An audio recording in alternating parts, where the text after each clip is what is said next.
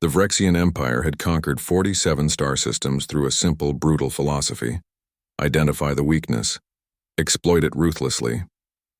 When their scout ships first observed humanity's terraforming colony on Kepler 442b, they thought they had found the perfect vulnerability.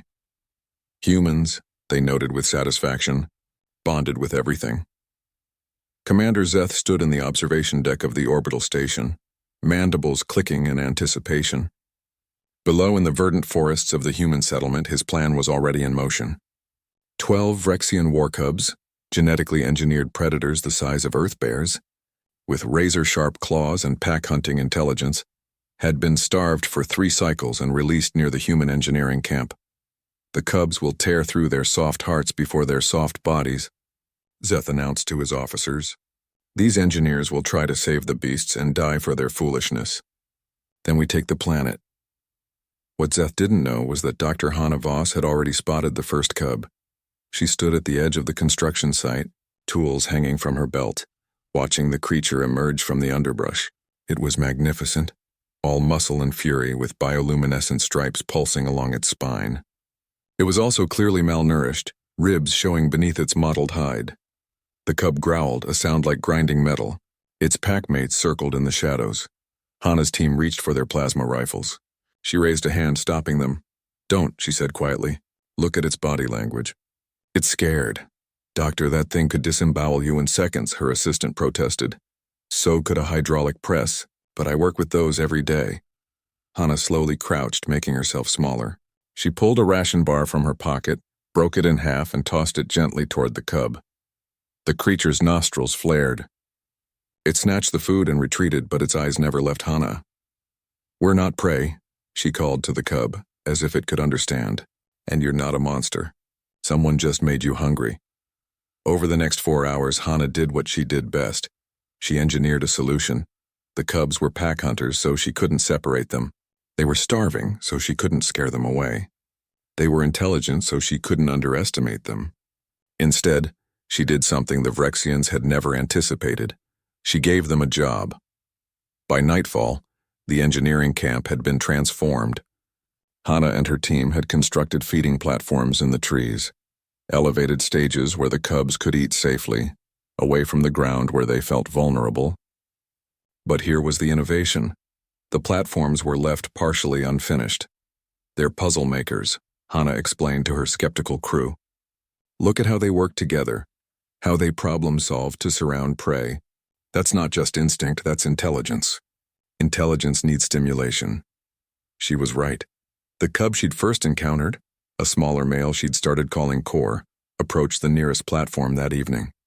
He circled it, sniffed the support beams, then did something extraordinary. He used his retractable claws to test the joints, applying pressure to see which connections were weak. Hannah watched through her binoculars, hardly breathing. Core looked back at the scattered construction materials Hannah had deliberately left near the platform. His bioluminescent stripes pulsed in what might have been curiosity. Then he picked up a support beam in his jaws and, with surprising delicacy, wedged it into place. "Holy shit," Hannah's assistant whispered. "It's building." Within 3 days, the situation had evolved beyond anyone's imagination, especially the Vrexians watching from orbit.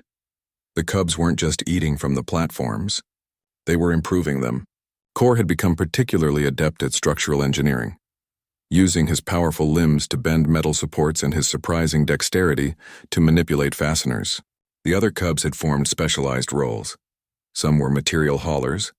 Others were quality testers who would deliberately stress test the structures. Hannah worked alongside them, demonstrating techniques and providing tools. She designed claw-compatible wrenches. She created visual instruction guides using bioluminescent paint that matched the cub's own natural glow. Patterns, a communication method they instinctively understood. The cubs began to understand cause and effect, effort and reward. More importantly, they began to trust. On the 5th day, Core approached Hannah directly while she was welding a joint on a new treehouse design. He sat down beside her, his massive form radiating heat, and watched. When she paused, he gently took the welding torch from her hand with his mouth and, mimicking her movements, completed the joint himself. Hannah laughed, a sound of pure joy. "You're hired," she told him, scratching behind his ear ridges. Aboard the orbital station, Commander Zeth was having a significantly worse day. "What do you mean they're building?" he demanded. The sensor officer's voice trembled. "Sir, the Cubs and humans have constructed 17 elevated structures. They're working in mixed teams. We've observed tool sharing, collaborative problem solving, and what appears to be recreational activity during break periods." Zeth pulled up the live feed. There, in crystal clarity, he watched a human engineer and a war cub reinforce a treehouse together, while other cubs and humans sat in completed structures above, apparently eating lunch and observing. It was impossible. It violated every principle of Vrexian warfare. The cubs were weapons designed to kill, engineered to be irredeemable. But Hannah Voss had seen something the Vrexians never could: potential. They didn't release predators. Hannah told her team that evening as they sat in the largest treehouse, a communal space now shared by humans and cubs alike.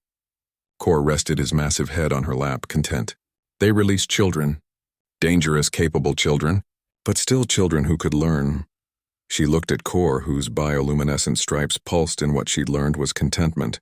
Every creature in the universe wants the same basic things: safety, purpose, and connection. The Vrexians thought our compassion was weakness. They didn't realize it's our strongest engineering tool. The Vrexian invasion of Kepler 442b was quietly abandoned 3 weeks later. Official reports cited unexpected planetary defense systems. The real reason was never documented: that 12 war cubs had chosen construction over conquest, and in doing so, had shown the universe something the Vrexians could never understand. Humanity didn't just survive through strength or technology. They survived by turning enemies into friends, problems into projects, and predators into partners. They survived by building treehouses together,